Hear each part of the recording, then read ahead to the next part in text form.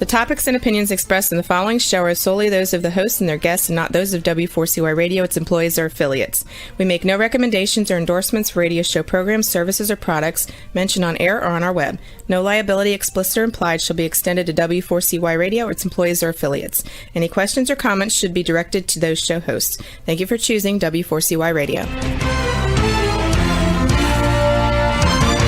Inarticulate speech, inarticulate speech of the heart.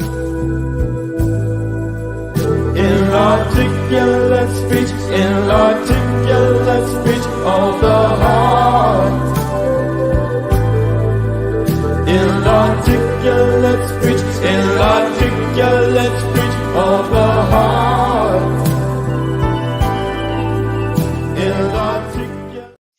Hello, and welcome to It's Your Voice, the show that hosts enriching conversations in diversity. My name is Bahia Yaksan. I'm a diversity educator and a core alignment coach, which means I support individuals and organizations in aligning their actions with their values. So if you want to see samples of my courses or workshops, you can find them on my website, which is knowwhatyouvantcoaching.wordpress.com. You can see I am surrounded by 4 different people here tonight. If you have a camera on, I know some people just are hearing this through the radio. And each one of them is an award-winning activist artist. And I just really want to read a little tiny bit about each one of them so that you, in case you don't already know who Tom Weidlinger and Reggie Harris and Sandy O and Pat Humphries and Miss Revolution, in case you don't know who they are yet. Here's a little brief description of their work. And they sent me the title of the show. It's called Art When Hope Seems Impossible. Timely topic, but probably actually never out of date. But I'll start with Miss Revolution, which is Sandy O and Pat Humphries. And they are an American folk music and social justice activist duo. They write and songs, sing together. Their name of the group name is named after activist Emma Goldman, which is another fascinating person to study and be aware of. They have performed at protests for peace, women's rights, labor's rights, environmental protection, and other progressive causes. And their songs have been covered by various choral groups, including church choirs and labor choruses. So thank you both for being back. You've been on my show before. So happy to have you again and to talk about this event that we're going to be building up to.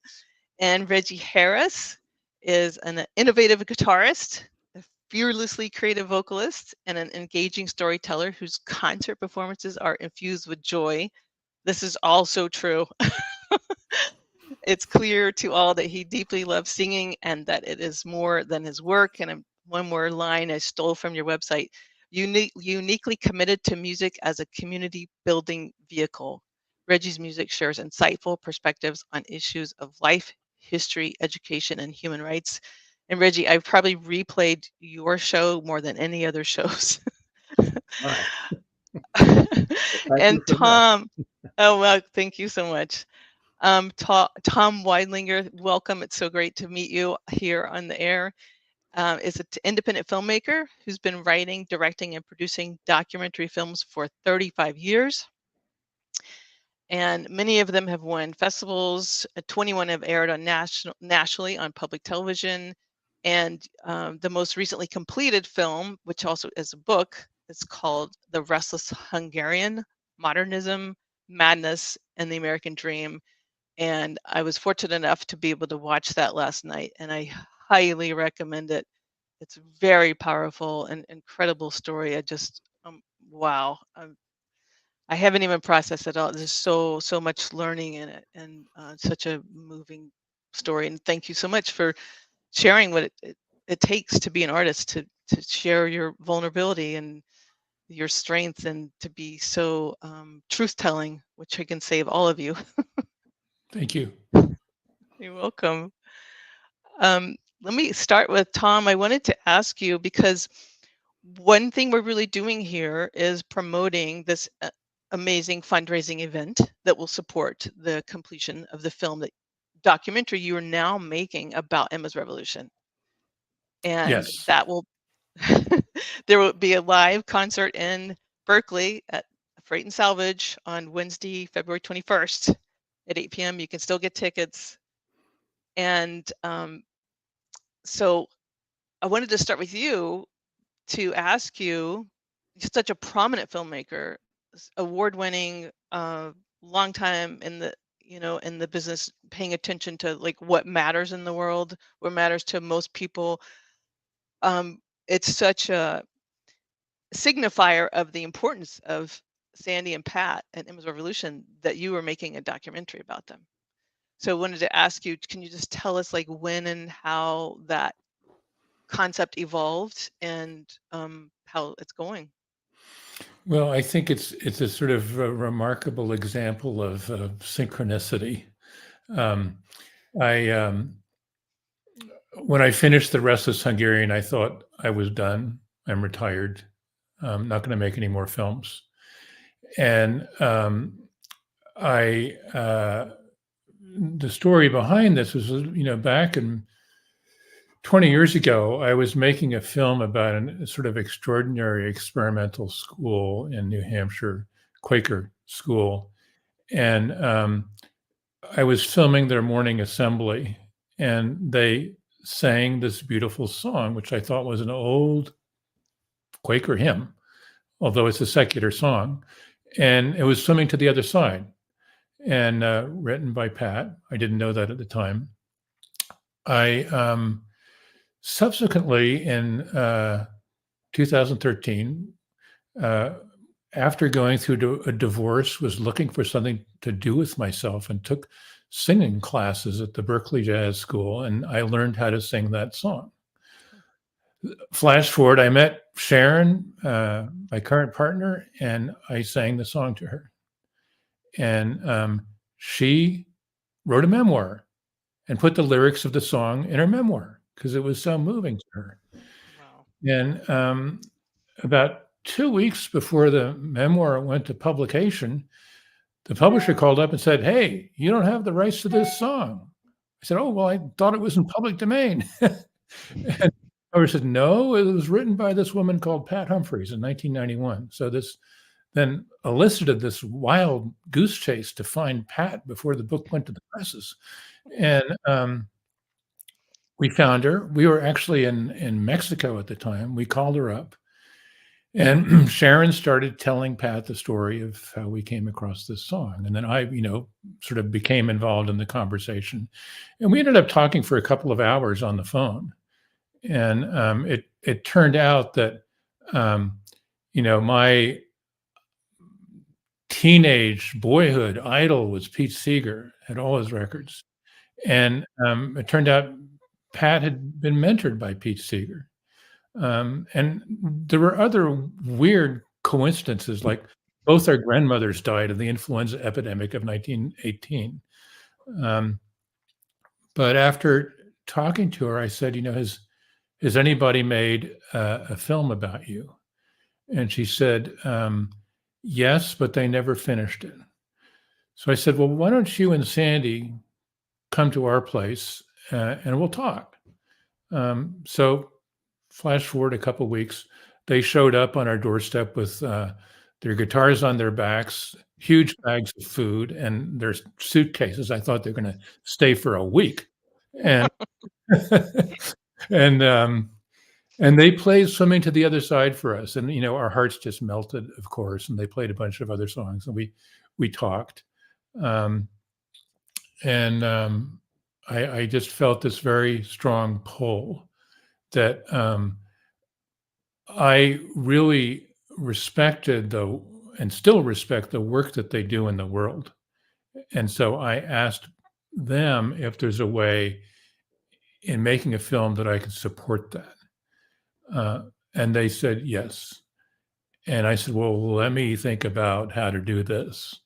And I went to visit them and spent 3 days getting them to tell me the entire story of their lives, each one, leaving nothing out.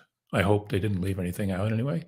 And then I was kind of, I had filmed all this, and I was going over the transcripts of this and looking at the sort of arc of their lives and how they became who they are, how they came to their beliefs and their values and their commitment to social justice. Listened to every single song they'd written, and made a list of 12 songs that I thought kind of represented the arc of their lives, and also the arc, their personal lives on one level, but also the arc of their involvement in social justice movements.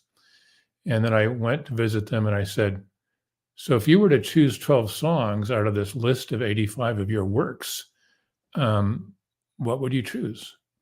And they chose 11 of the 12 songs that I chose.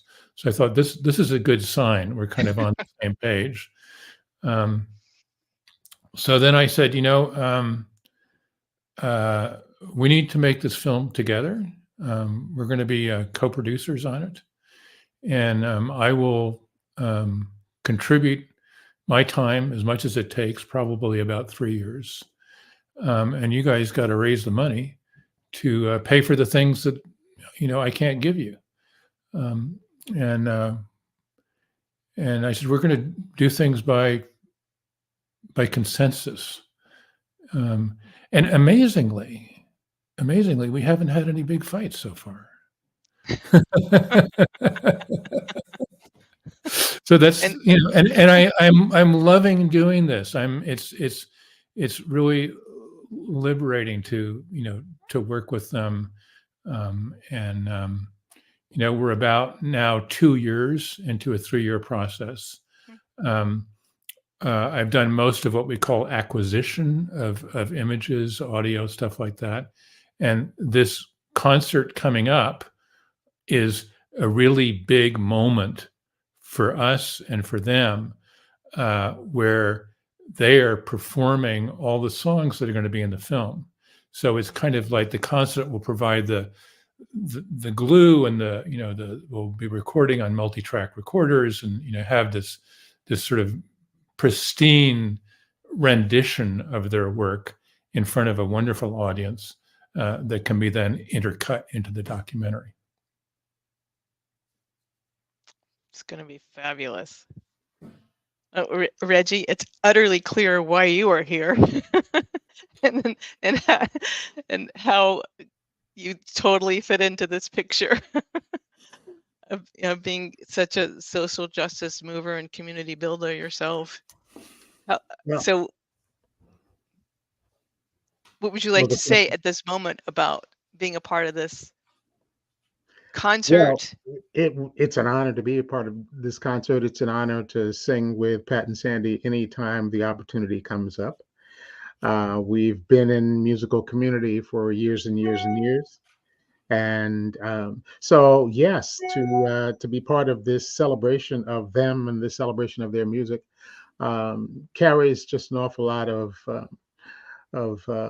excitement for me to see them lifted up. I've said often, there are a lot of folks whose music has inspired me, whose lives have inspired me, and certainly the two of them are right there in that community of folks who are not only writing songs and performing them, but are living them. And so anytime I can support my friends who are really making a tremendous impact in the world, a visible, an oral, a life commitment impact, I'm there. So. Thank you. Before I turn to Sandy and Pat, how did you meet Emma's Revolution, Reggie? When did y'all come together initially? Well, I met Pat first through Clearwater, I believe. I started hearing about her and her songwriting, but I believe that when we were, from time to time, Pete and Toshi, or with Clearwater Revival, or the various events that happen in the Clearwater family. And then also, we are all really tied into and committed to songwriter Phil Oakes. So we've spent a lot of time together on Phil Oakes tours around the country. So along the way, when Pat and Sandy got together, I met Sandy, who is one of my favorite harmony connections. And so we would find ourselves on stage in a big group singing a Phil Oakes song or another song, and Sandy and I would find just that interesting harmony that nobody else could seem to find. Um, and I have just long, as I said, admired the commitment and the steadfastness of their not only their performance but their lives. It's a community that grew up around Pete Seeger and people like Tom Paxton and folks that mentored us as we were coming along. And as the years have passed, what we realized was they were preparing us to not only make our own stamp, but also, many of them have passed off. And it's, as I said to a friend of mine when I think Pete died, he said, "I can't believe, so many of our heroes and sheroes are dying." I said, "Well, I hope you've been taking notes because we're up." Wow. Y'all took some good notes. That's clear. Thank you, Reggie. So, Sandy, I'm tempted to read the focus of what you all can share about as my way of asking you a question, you and Pat. So I'm just going to read the way you describe this topic. And again, the title being Art When Hope Seems Impossible, and the description, art is a survival mechanism, especially in times that feel most dire. It is the oxygen we crave, the lifeline we reach for, and sometimes the only source of hope and possibility we can envision. It is essential to our moving forward. Mm-hmm. So can you each sort of take a turn with that? Sure. I want to, before we do that, I mean, I want to thank both Tom and Reggie for all the beautiful things that you've said. It does feel like an amazing moment to me, and I think to both of us, to be seen in this way with the creation of the film, and then also to have friends like Reggie, who is ready to come across the country to be part of this concert with us. And the concert is happening in Berkeley, but it's also available by live stream with replay. So if you are on the East Coast, or you're in the Midwest, or in the South, some other area, you can still watch this concert. And it's amazing because it's going to be an amazing sort of gathering of activist musicians. And I mean, we're super psyched about it, and we're just grateful. And we couldn't love these folks who are coming together any more than we already do, because they're incredible. And I think the thing about art in When Hope Seems Impossible, this is certainly that time again. And the thing that's really helped me come through this is getting together with people who are taking action for peace and who are taking action to stop the atrocities that are happening, both in Gaza and in Ukraine, all sorts of places around the world. And for me, it always comes with a song, because that way I can be expressing how I feel and other people can be singing it with me. So there's this feeling of unity. There's this feeling of more voices together makes us louder, literally, but also makes us heard more than that single voice who can sometimes feel overwhelmed, as I definitely have recently. So for me, I've always felt like music is just, it has the drive, it has the joy, it has the tears within it. And it also has this connection point that we get to have both with artists who are going to be on stage with us, for instance, at this concert, and then with the people who are listening or maybe singing along, whether it's a concert or a demonstration. Pete Seeger, for those of you who don't know who we refer to when we say Pete, our generation, you just have to say Pete, and people pretty much know. Pete would always say that You have to believe in the impossible. Hmm.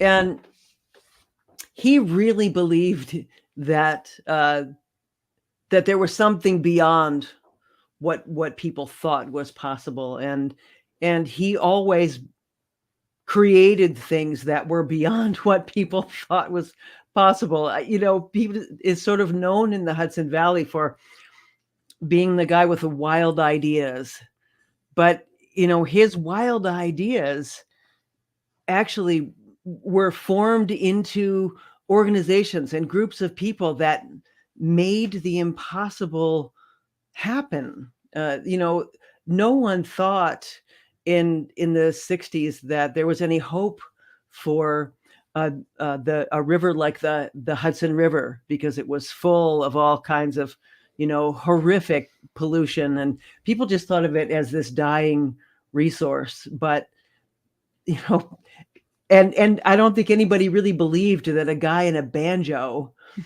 you know, had any possibility of turning the tide on that situation. And you know, his way of being able to entice people into the story of what a profound resource that river was, you know, and is, turned things around there. He got tens of thousands, probably hundreds of thousands of people engaged by getting folks in a room, breathing in sync, listening to one another, and singing harmony with one another, and leaving those buildings singing, but singing the message of what they could contribute to making the world a better place.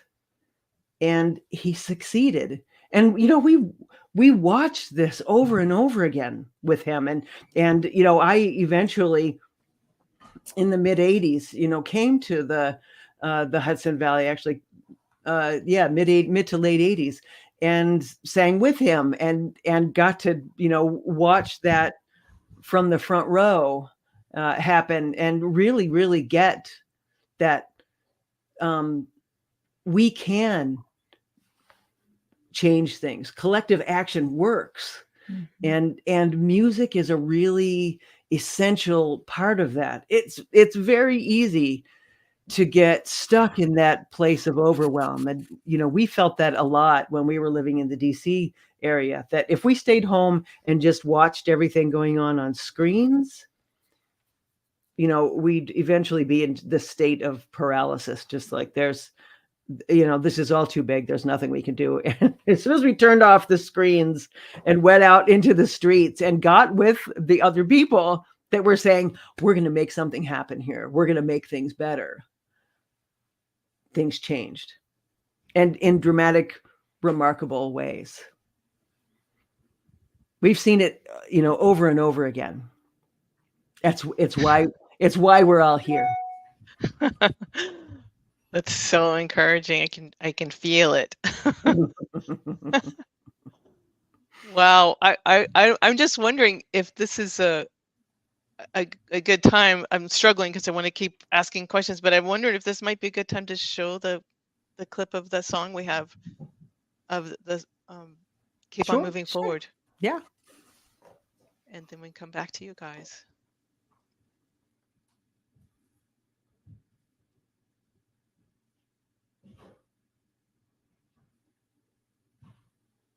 Gonna keep on moving forward. Keep on moving forward. Keep on moving forward. Never turning back. Never turning back. Sigamos adelante, siempre adelante, siempre adelante, sin volver atrás,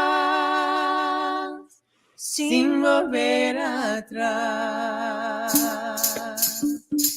Gonna keep on loving boldly.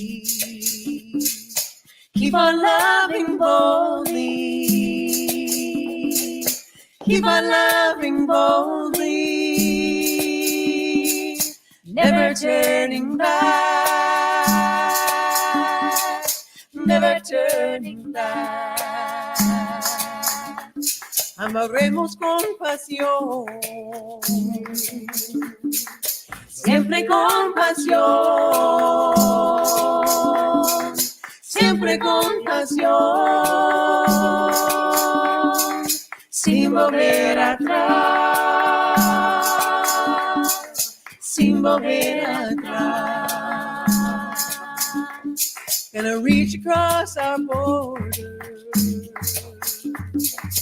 reach across our border,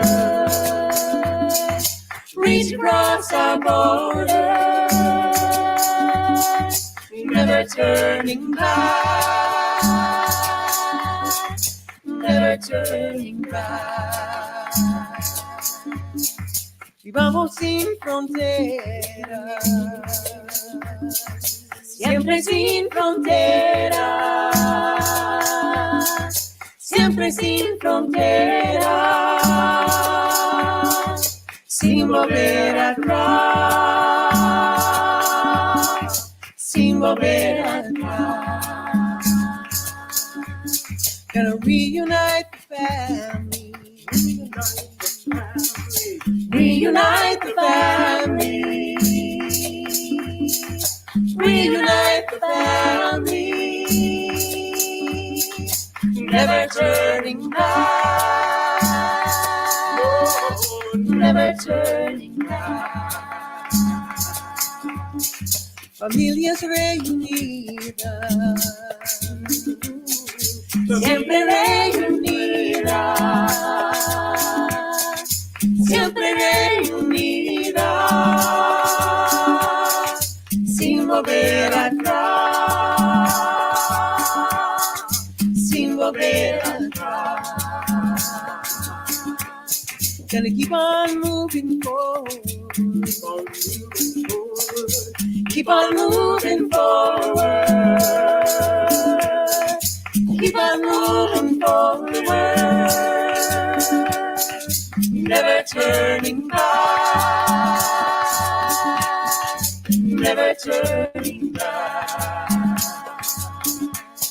Never turning back. Never turning back. Never turning back, never turning back. We love you.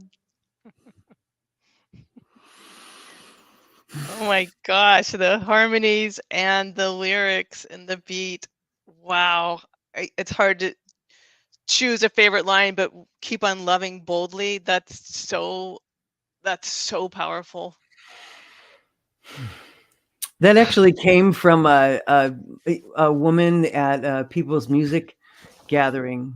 I don't know, Reggie, if you remember Susan Greats, but that song started being passed around pretty quickly after I wrote it. I wrote it at a songwriting workshop at the Omega Institute with Sai Khan in the summer of 1984. And it just sort of, I didn't know what I was doing. All I was doing was sort of putting out this pent up desire to write my own songs and to tell the story that felt important to me to tell. And I even asked Sai at the time, I said, Sai, does this sound like anything else you've heard before? He said, no, it does not. And we all started singing it, and a bunch of folks started passing it around. And so people added verses here and there. There are many different versions of it around the world now, actually. Not surprising.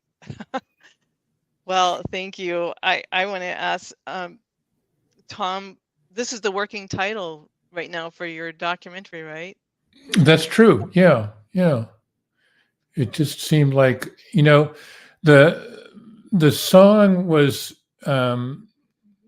when Pat wrote it, it was kind of a significant turning point in her life, where I think she was really finding her voice, as a singer and a performer, and she was really scared when she arrived at that.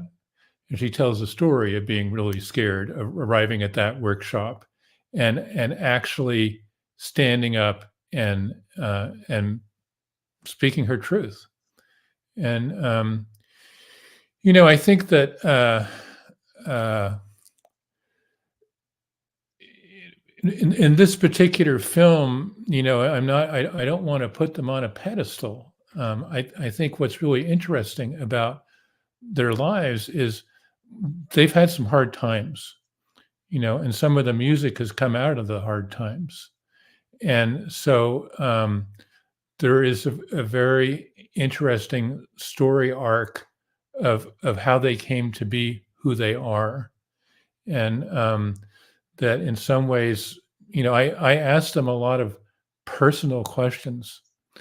And I traveled around the country and I interviewed Reggie and Bev Grant and Greg and a whole bunch of other people that are going to be at this concert. And I said, okay, I don't want to hear how much you love Pat and Sandy. I don't want to hear dirt on them, but I want to hear, what you experienced of their lives, of these sort of important transitional moments. And so I think there is a kind of richness to their story that I hope will be revealed in the film. I think that the typical story about musicians is, they get famous, they skyrocket, they get into drugs and sex, and and then they crash, and they become divas. That's not really who Pat and Sandy are. So there isn't that sort of obvious Hollywood, hook to tell that story. And I'm so glad there isn't, because in a way their lives are much more interesting than that. I don't know. I don't even know. I can't even remember what you asked me, but that's okay. It's all relevant. It all matters. And I have to say, I thought about Reggie when the Keep on Loving Boldly. I thought about you and your Truth and Reconciliation song when you shared how you a descendant of people who were enslaved, and you and a descendant of people who owned members of your family, and how much loving boldly that took, and that you did, and you just made this incredible song and album about it. And I just want to ask you if that brings it up for you too. Well, yes, we've all been on a like journey. There have been certain similarities to the path that we're on, though each of us has kind of found our own way, found our own niche, found our own voice. But I think one of the things, and I think this is also where, for me, people like Pete Seeger and Harry Belafonte and others were helpful, is that, they were certainly much more famous, known around the world, but that's not who they were.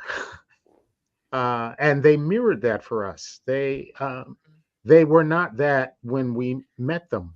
They were people who were working hard to accomplish something, and that something they were trying to accomplish was to make the world better for everyone. And I know for me, it really changed the whole frame of what it was that I was trying to do in the world. Instead of writing songs and doing performances that said me, look at me, lift me up. And we had a group of people, and many of them will be on the stage for this concert. We met each other and saw in each other that authentic desire to make an impact. And I love that Pat said, she didn't know what she was doing. None of us did. We were writing these songs and we were, saying these things. They were true to us, but we were evolving into the people that we could become because we were supported, we were nurtured, and it was our job to pay attention. And I know I would definitely not have been open to the things that happened for me in my life, that pointed me in the direction of coming into contact with my enslaved ancestors and the family that owned us. By the time I met the Wickhams, and by the time I took that journey down to Virginia to walk the plantation land, there was a lot of change that had happened, a lot of evolution in terms of what I'm trying to do in the world. I think that my reaction to coming in contact with people who not only owned my family, but also are my family, Right. that whole episode transpired in a very different way than it would have had I not been part of this family. So yeah, it's humbling in one sense, because these songs that we write go out into the world, and as you certainly know from Pat and Sandy's work, they go around the world and you have no idea what they're doing. And it's not necessarily our job to try to control that, which is very different than the music industry, where you try to lock everything up and control everything and control your image and keep people, away from the real you. This is not who we are, and we have it influenced and affected and inspired each other in that way as well. Wow, you have given me a sense of like what if the family that you belong to, like that, what a family it is. I'm so happy you had mentors and siblings, and I just feel your appreciation for your teachers, and the love, and that you felt nurtured, and that you're passing it on. You took lessons and you're living them, as Tom said. And I think we're getting close to. I want to make sure. Let's ask. Thank you so much for that, Reggie. Sandy and Pat, can you let us know who else will be on stage, and who else will people be seeing February 21st at Freight and Salvage in Berkeley? Yes, we can. I think I wanted to say when I was hearing Reggie speak, is that it's the message and it's also the music. And I have certainly grown and learned and felt, as Reggie mentioned, just sort of very free to sing the kind of harmonies I like when Reggie's on stage, and we do gravitate towards one another. And that's because he created a safe space for me, and maybe I did that for you, but I think you were probably doing it before I showed up on the stage at the Phil Oaks nights. But it's that kind of support also that you were that you were mentioning, but he has sort of like, siblings or community members who want the best for each other. Yeah, we learned from our elders, but we also learned from one another. Mm-hmm. And we challenged one another, and when we needed to, and we held one another through those sometimes difficult conversations and difficult periods of time, as well as the times where we celebrated and and when things were easy. But we did that in the way that extended families do, and families of choice do. We all love one another very dearly, and I'm hoping that will all come out on stage, because this group of people, we always have kind of dreamed that someday we would have the opportunity to bring a group of our friends together. I mean, we wish that this place was 10 times bigger and we could bring 20 times more of our friends. There are so many people that are being left out of this circle. It just happens that there are certain songs and certain combinations that were going to work for this particular thing, but but I think you'll see if you come February 21st, how much we all are interdependent and really dearly love one another. Right. And again, there's a live stream, so you don't have to fly from wherever you are. Anywhere where you are in the world, you can watch the live stream. So just to give you a sense of some of the guests, so Reggie's performing partner, Greg Greenway, who they do a beautiful show called Deeper Than the Skin about race and justice. He'll be there. Gina Forsyth, who's an amazing fiddler from New Orleans, will be there. Leela Grace, banjo player from Portland. Jean Rowe, fabulous songwriter from Brooklyn, New York. Bev Grant, just like a founding kick-ass feminist singer and Powerhouse. songwriter from Brooklyn also. And we have a great band based in the Bay Area. So Jager and Reed, they're a songwriting duo from the Bay Area, but and Chris Matthews coming from Tennessee, a wonderful kind of, she's not up and coming, she's here, but she's younger than us, justice singer. So, and the band from the Bay Area is Shelley Doty on electric guitar, Julie Wolfe on accordion, Rochelle Scales on keyboards, Daniel Fabricant on bass, Robin Berdulis from New York on percussion, David Rokich on drums, and our special guest from the Bay Area, the one and only Holly Near. Wow, it's going to be amazing, and I can't wait to see Reggie harmonizing with y'all. It We will can't happen. wait either.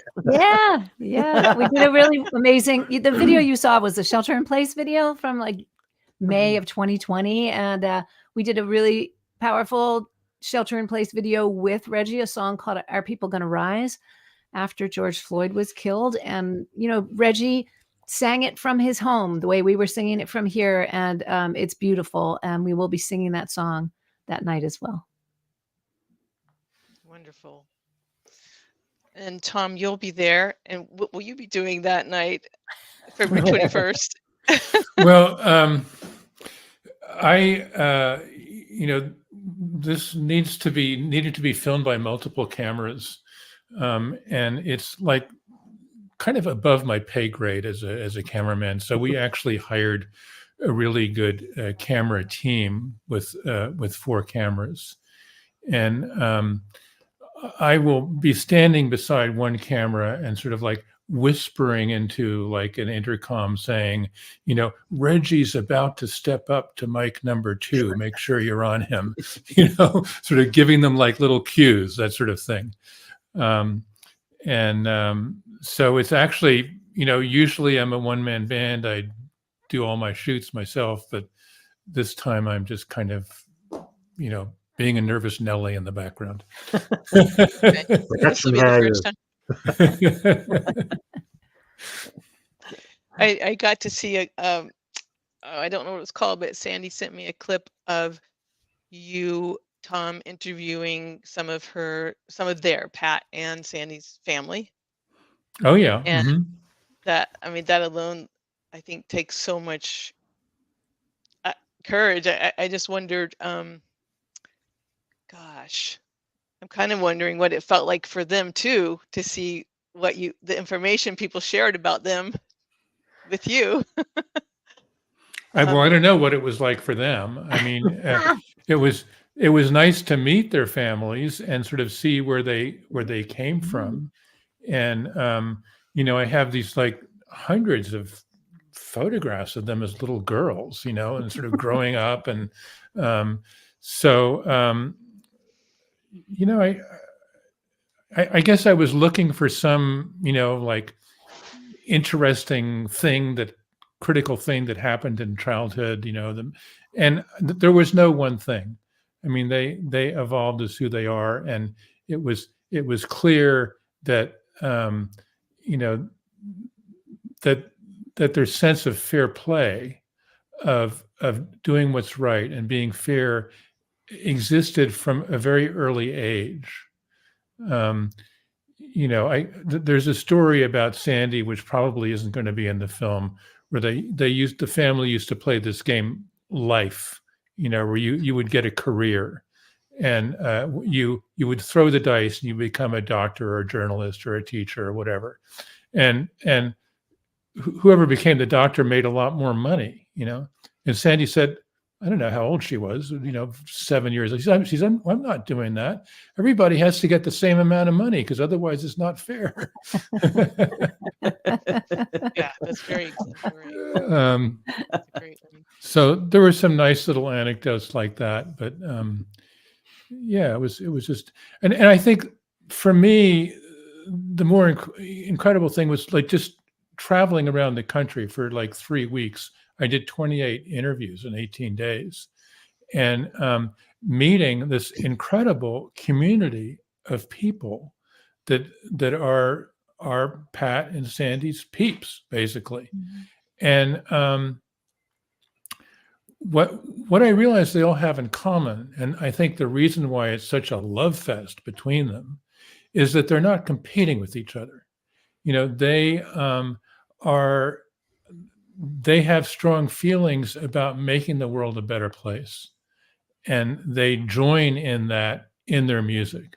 And there's something, just the experience of meeting these people was very uplifting for me, and made me more hopeful about being a human in the world, having met these folks. Wow. So I have to say, I loved that when you came back and you said that everywhere you went, people were welcoming and, just loving and took you right in. That really made me feel good, these are our people, and we bring in the next person who's our people, and everybody says, come on in. Yeah. Thank you, Tom. I think we have like 2.5, 3 minutes. So I want to, we have 4 whole minutes. Yay. So I want to make sure, Reggie, you are able to share any sort of closing thoughts you have right now, or excitement about the concert, anything you want to wrap up with before we move to the other. The only thing I have to say is that I am not only a big fan of both Pat and Sandy, and also thrilled to be a friend of theirs, but I'm very proud of them. I am, when we talk about competition, there's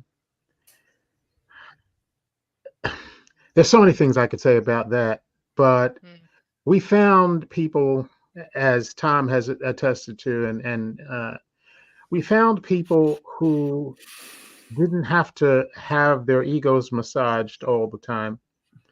It doesn't mean we don't have them, but we don't have to put them on display because we see and have learned to see beyond that. And I can't think of 2 better examples of that. One of the things that Pat and Sandy do all the time is bring people in. They include people. They give opportunity to others. So when they asked if I would come across the country, it wasn't a question. And that's why I'm coming. I love them both.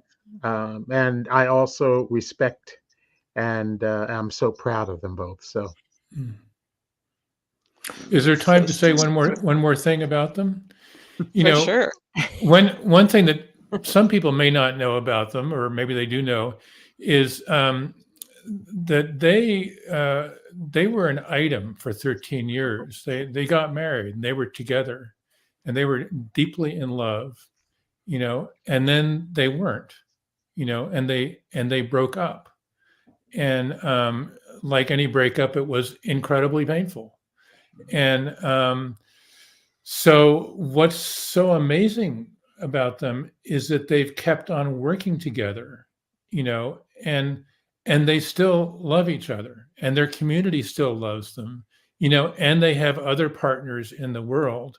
And that's part of the story of the film that I'm telling. I mean, it's really interesting, and I don't know of anything else like that. I'm just kind of blown away by it.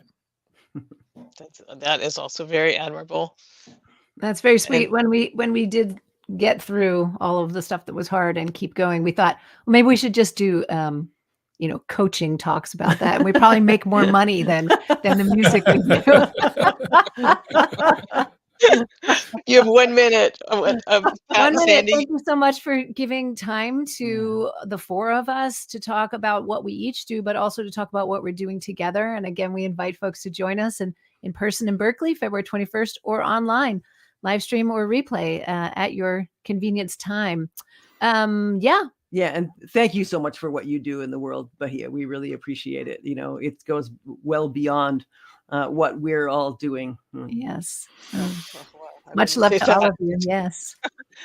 Well, thank you so much. And I have to thank my dear friend, Allison Kimmel, who introduced me to Pat and Emma's Revolution. And Reggie, thank you so much for coming back. Tom, it was wonderful to meet you. I can't wait until February 21st. Everybody buy your tickets, whether it's online or in person. And I want to remind you, it's in Berkeley at Freight and Salvage on February 21st, 8 p.m. And I thank all of you, all four of you right now so much. And also I want to thank our engineer Rebel, who's very patient with me and helps me do all the pre-recordings and everything to keep this show going. And thanks to our producer, Dean, and to all our listeners and viewers. And we'll see you next week at 8 p.m. Eastern Time on Talk4TV or W4CY.com. And may we all have enriching conversations in diversity this week. Thank you. Inarticulate speech of the heart. Inarticulate speech,